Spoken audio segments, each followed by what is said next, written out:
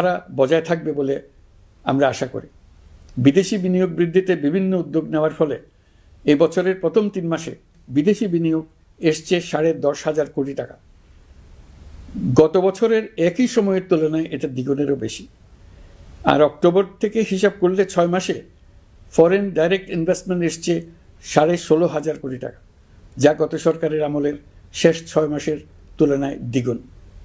কর্মসংস্থান সৃষ্টি অন্তর্বর্তীকালীন সরকারের অন্যতম বড় লক্ষ্য।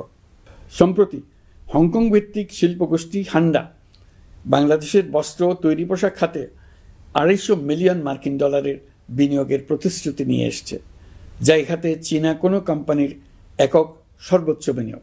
তাদের এই বিনিয়োগের ফলে 25,000 লোকের কর্মসংস্থান হবে।